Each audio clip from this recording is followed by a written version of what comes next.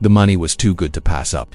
That's the excuse I gave myself every year, the justification that drowned out the quiet, insistent hum of dread that always settled in my bones the moment I stepped across the threshold of the Harrisons' century-old house for a college student juggling classes and a part-time job at the local animal shelter, trying to scrape together enough cash to eventually escape the suffocating tension of my own family home. A 2-week house-sitting gig that paid this well was a godsend. It was my annual reprieve, a temporary paradise of solitude and independence. But this house, for all its recently renovated charmed gleaming hardwood floors, stainless steel appliances, a fresh coat of neutral paint on the walls held onto its age and the deep-seated chill of its foundation and the unsettling groans of its timber frame. I had experienced things here before, little oddities I'd brushed off as quirks of an old building.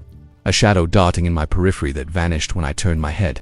The distinct feeling of being watched while I showered, only to find the bathroom empty, steam clinging to the air like a shroud.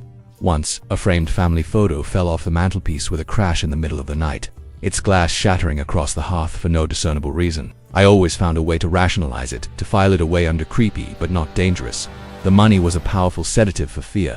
This year, however, the house seemed determined to escalate, to push past my carefully constructed walls of denial until I had no choice but to listen to its horrors. The first few days were deceptively calm. I fell into a comfortable routine, waking up, feeding the 4 placid, well-behaved cats, and walking the short distance to my campus classes. It was a blissful escape. I could study in peace, eat what I wanted, and breathe without feeling the weight of my parents' disappointment.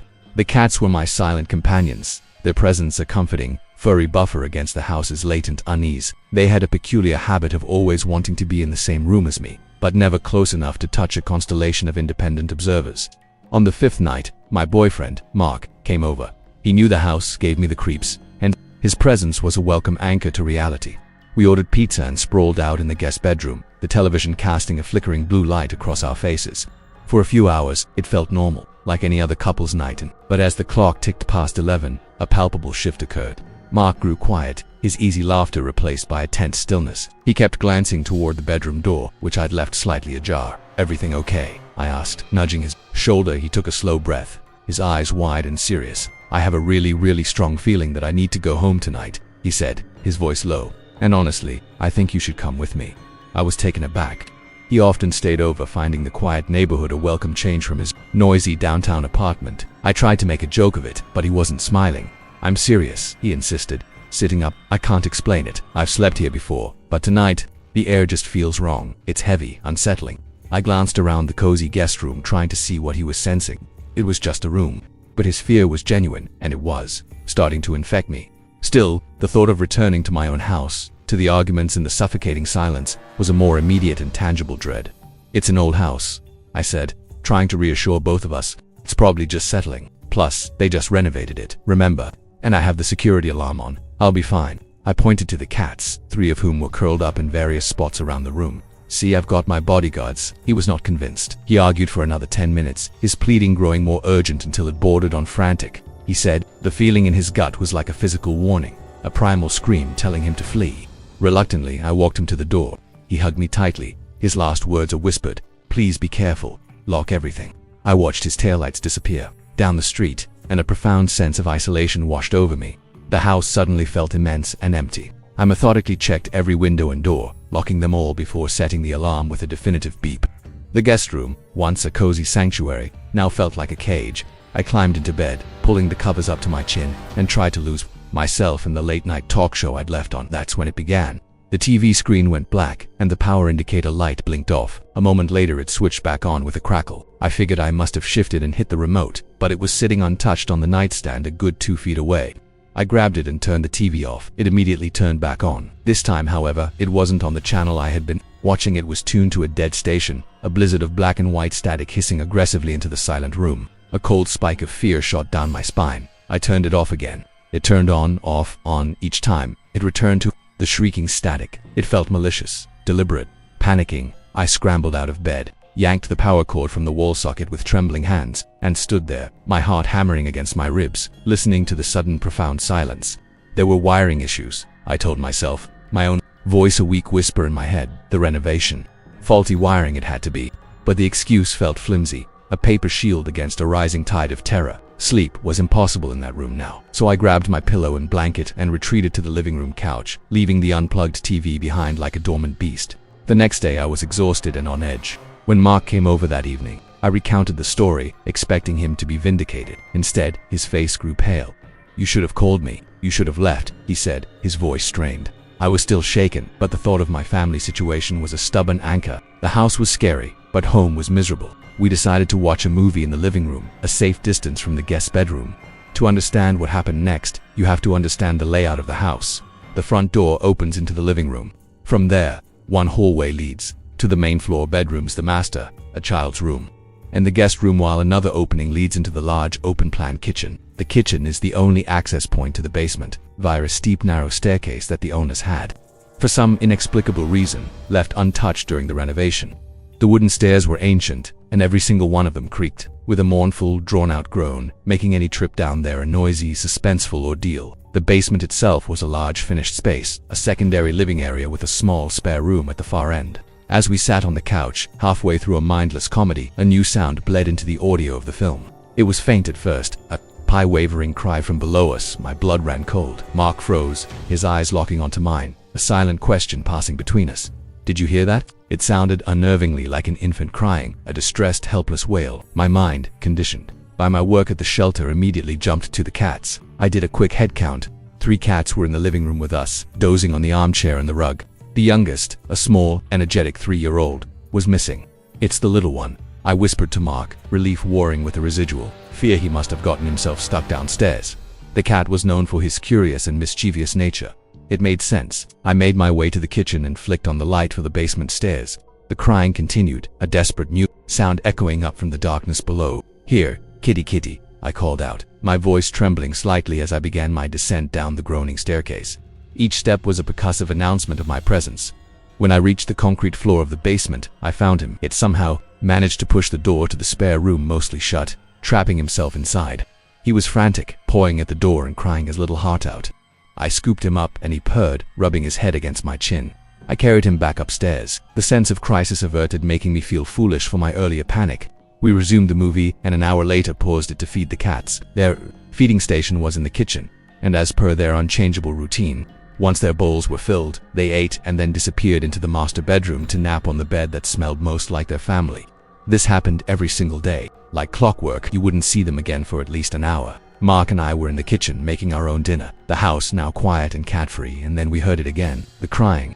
It started from the basement, just as before, but this time it was louder, sharper, and distinctly high. It was no longer the sound of a cat in distress. It was the frantic, terrified scream of a human baby. We both froze, plates clattering from our hands onto the counter.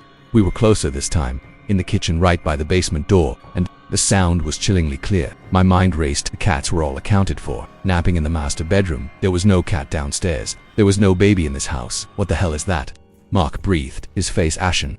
I was panicking internally, but I forced myself to act. "I'll go check," I said, my voice a strained imitation of calm. It has to be something." I couldn't finish the sentence. I didn't know what it could possibly be. I turned on the basement light and started down the stairs again, each creak amplifying the sound of my own thundering heart. I called out the youngest cat's name, a desperate, fragile hope that I was somehow wrong. The crying intensified with each step I took, growing into a full-blown, piercing shriek. Then, just as my foot touched the final step, it stopped, abruptly. The silence that rushed in to fill the void was absolute and terrifying. The basement was empty. I checked the spare room, my hand shaking so badly I could barely turn the knob. I looked under the couch, behind the water heater, in every dark corner and crevice. There was nothing. No cat, no baby, no source of the sound, just a cold, empty room that felt thick with a hostile presence. A primal fear, unlike anything I had ever known, seized me. I didn't walk, I didn't jog. I ran. I flew up those stairs, my lungs burning, my life depending on escaping that suffocating silence.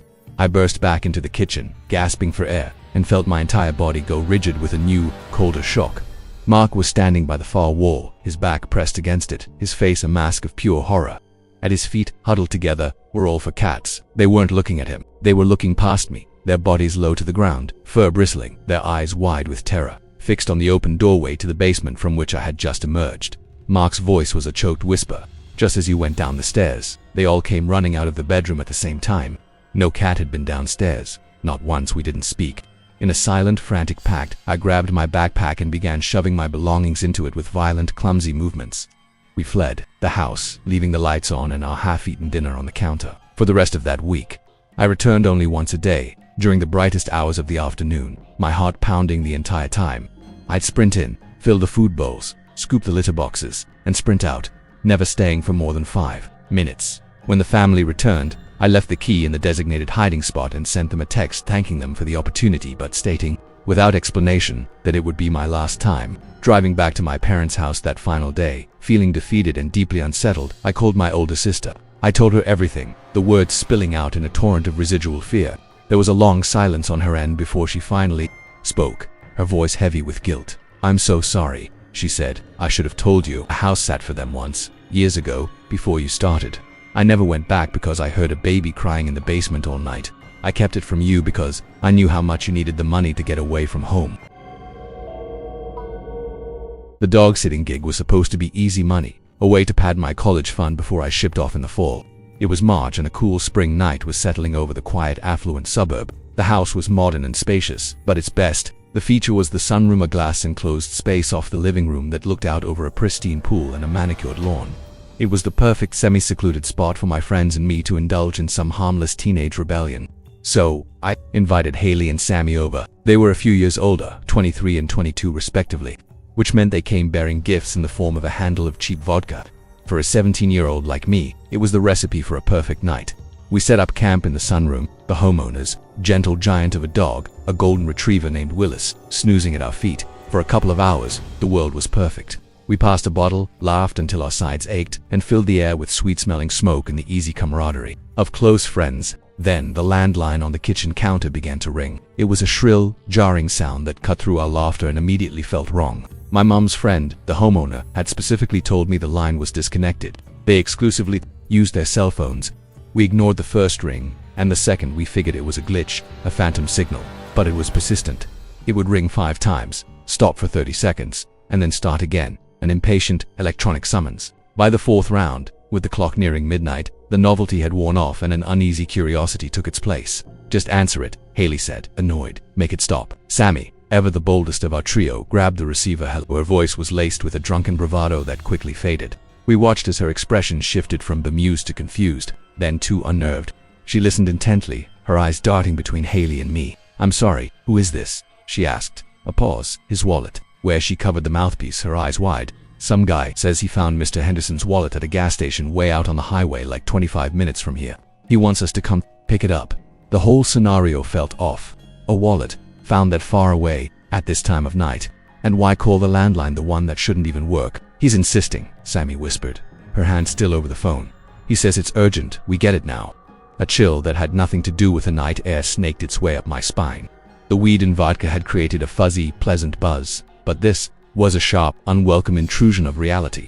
Sammy spent another few minutes on the phone, her voice firming up as she repeatedly told the man we weren't leaving the house, that he could leave it with the gas station attendant and we would sort it out in the morning. He was insistent, his tone apparently shifting from helpful to agitated. Finally, Sammy hung up, her hand trembling slightly.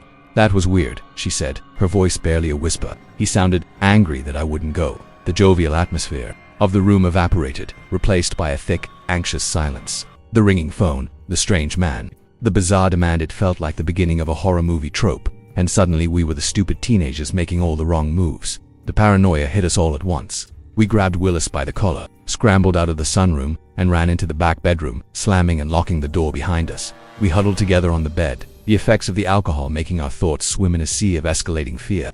After a while, our bravado began to seep back in. We were being paranoid.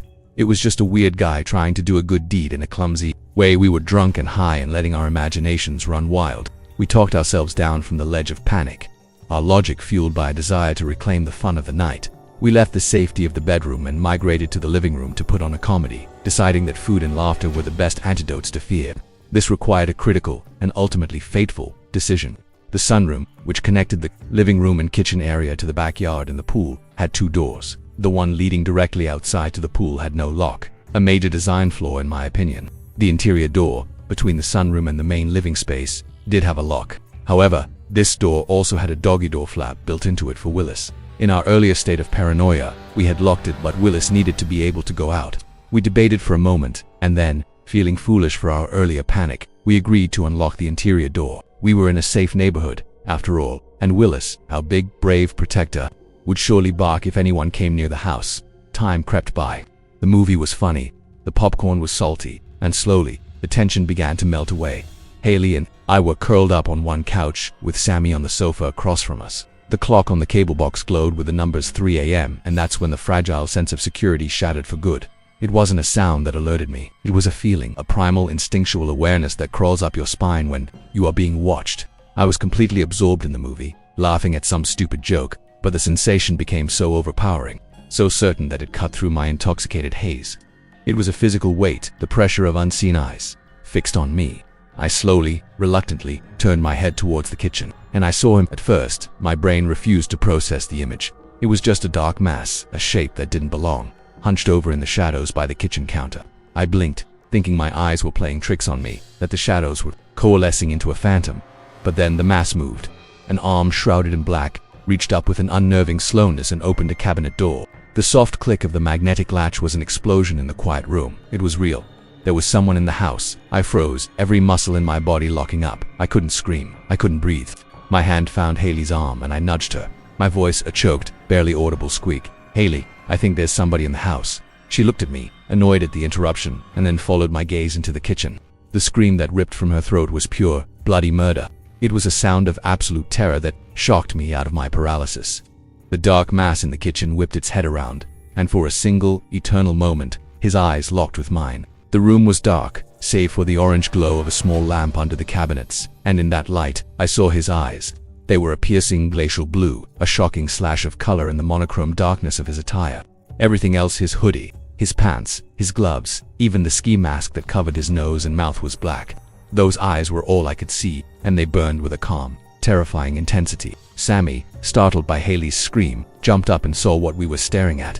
To her eternal credit, she didn't just freeze.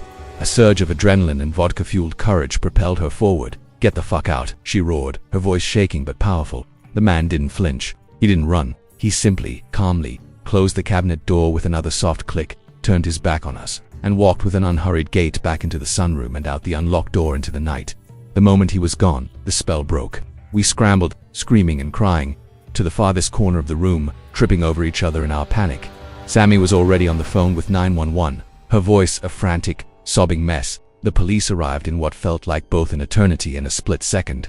They swarmed the property, their flashlights cutting through the darkness of the backyard. They searched the house, took our disjointed, terrified statements, and then parked a cruiser outside for the rest of the night, a silent, comforting presence. We didn't stick around. We left everything, the leftover vodka, the weed, my car keys, and fled to Haley's apartment, a taxi speeding us away from the violated house. When we returned the next morning, escorted by an officer, the full scope, what the intrusion became clear.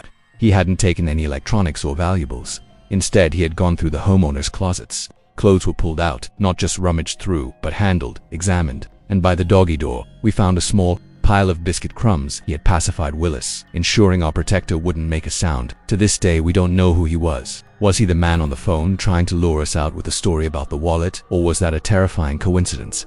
What was he looking for in that cabinet? And what would he have done if we hadn't noticed him? I have never been back to that house, but sometimes, when I'm alone in a quiet room, I feel it again, that inexplicable feeling of being watched, and I see them, burning in the darkness of my memory, his piercing, calm, blue eyes. As a veterinary assistant, I've always been surrounded by animals, and my love for them naturally bled into a side gig, house and pet sitting. At 28, with credentials easily verifiable online and a natural rapport with animals, I was the kind of person homeowners felt comfortable leaving in their space. I'd watched everything from cats and dogs to tarantulas and bearded dragons. So when an ad I posted was answered by a man named Jeremy, seeking care for his 20-something-year-old macaw and a cat for a weekend, it was business as usual. He offered $300 right off the bat, a more than fair price, and I accepted. I had experience with large birds, and I figured it would be a quiet, easy weekend. I met him at his house on a Friday evening. It was a perfectly average home on a corner, a lot in a sleepy suburban neighborhood. Jeremy himself was a short man, probably in his late 50s, with graying hair and a matching mustache that seemed to perpetually hover over a friendly, if slightly forced, smile. My first impression was that he was a lonely man who doted on his pets, a type one was very familiar with. He introduced me to Casper, a skittish white cat who promptly vanished under a sofa, and Ringo, the macaw. Ringo was magnificent and enormous, his plumage a riot of scarlet, yellow, and blue. As Jeremy handled him, cooing and stroking his head, the bird kept repeating a single phrase in a scratchy, high-pitched voice, "Daddy's home, Daddy's home." Jeremy chuckled. "That's what he says whenever he sees me," he explained. Ringo muttered a few other short phrases, but that one was his clearest. Jeremy gave me the grand tour, which was brief. He showed me the food, the cleaning supplies for Ringo's cage, and then led me upstairs. "This is the guest room where you'll be staying," he said, gesturing to a tidy room at the end of the hall. "The bathroom is right next door. Please help yourself to anything in the kitchen, but I'd ask that you don't go into the other bedrooms." His tone was polite, but the request had an undercurrent of firmness that felt slightly odd. It was his house though, so I just nodded in agreement. After he left, I watched his car drive away until it was a red speck in the distance. The house settled into a profound quiet, broken only by the hum of the refrigerator and the occasional, soft clink of Ringo shifting on his perch inside the large cage in the living room. It was already late, around 8 p.m., so I ate the vegan meal I had brought, watched some TV, and headed up to bed fairly early. I left my bedroom door open a crack, a habit I have for air circulation. Sometime in the deepest part of the night, I was jolted awake by a sound from downstairs. It was two distinct, loud cracks, like a thick piece of wood being snapped in half. I sat bolt upright in bed, my heart hammering, and listened. The silence that followed was absolute. I strained my ears, waiting, but there was nothing more. I told myself it was the house settling, or Ringo knocking something over in his cage. Hearing strange sounds when you're in an unfamiliar house with a giant bird wasn't unexpected. I eventually lay back down and drifted into an uneasy sleep. The next day was uneventful. I fed the animals, cleaned Casper's litter box, and even let Ringo out for a few hours. He perched contentedly on the back of the couch while I read, largely ignoring me just as Jeremy said he would. In the afternoon I went for a long walk and drove around the area. Picking up some food before returning around 7 p.m. I settled in for another quiet night, planning to turn in early again. I went to sleep with the door open. Just as before, I woke up again, but this time it wasn't a sound that roused me. It was a subtle change in the room's atmosphere. I opened my eyes and saw that my bedroom door, which I had left ajar, was now fully closed. I stared at it, confused. The windows were open, but there was no breeze, not even enough to stir the curtains. The air was perfectly still. Then I heard a low muttering from downstairs. It was Ringo, talking in his cage. I got out of bed, a flicker of annoyance mixed with concern. As I walked down the stairs, his talking became clearer. I reached the living room and saw him wide awake, pacing back and forth on his perch. Remembering Jeremy's instructions, I went to the bag of special treats he'd left, the ones meant to quiet the bird down. As I fumbled with the bag, Ringo looked directly at me and squawked, with chilling clarity, "Daddy's home." The phrase hung in the silent house, and a deep, visceral unease washed over me. It was just a bird mimicking a phrase, I told myself, but it felt like a declaration. I handed him a treat, which he took, and thankfully, he fell silent. I went back upstairs, leaving the bedroom door wide open this time, and fell back asleep. My next awakening was the most terrifying of my life. I didn't hear what woke me, but I surfaced from sleep with a gasp, my eyes flying open. For a horrifying moment, I wasn't alone. In the near-pitch blackness of the room, a solid black mass, a silhouette darker than the surrounding shadows, was moving from the foot of my bed toward the open door. It was man-shaped, a hulking presence that glided out of the room with an unnatural silence. I sat up, a scream trapped in my throat, my mind reeling, trying to decide if it had been a hallucination, a waking nightmare. My hand shot out from my phone on the nightstand, intending to use its flashlight to pierce the suffocating darkness, but the screen lit up with a notification. It was a text message from Jeremy. I had a new text, received about an hour ago conveniently, right around the same time I had gone downstairs to give Ringo the treat. I tapped it open, my hands shaking. The message read, "If Ringo makes noises in the middle of the night, it's normal. Just ignore it." I read it again and again. The blood drained from my face. That text wasn't a helpful tip. It was an instruction. It was damage control. He had been in the house. He had heard me get up, and he had sent that text to prevent me from coming down again if it happened later.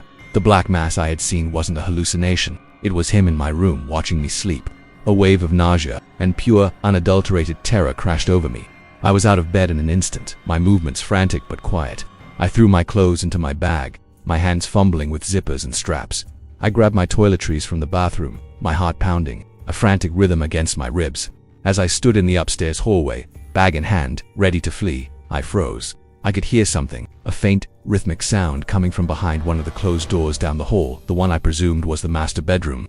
It was a quiet, steady rattling, a creaking, the sound of a bed rocking. He was in there. That sick creep was in the house, in his room, right now. An overwhelming, morbid curiosity mixed with a surge of rage temporarily eclipsed my fear. I crept down the hall, my bare feet silent on the carpet, and pressed my ear against the cool wood of his bedroom door. The rocking sound was clearer now, accompanied by a low groan of bed springs. He was in there. I knocked, my knuckles rapping sharply against the door. "Jeremy," I said, my voice trembling but loud. "Are you in there?" The sound stopped instantly. The silence that followed was heavy, laden with guilt and malice. He was in there, holding his breath, listening. "I know you're in the house," I said, louder this time. "I'm leaving, and if you're in there I need to know right now." Still, only silence answered me. I didn't wait for another response. I fled, not even bothering to close the front door behind me. I left his key on the kitchen counter and didn't look back once.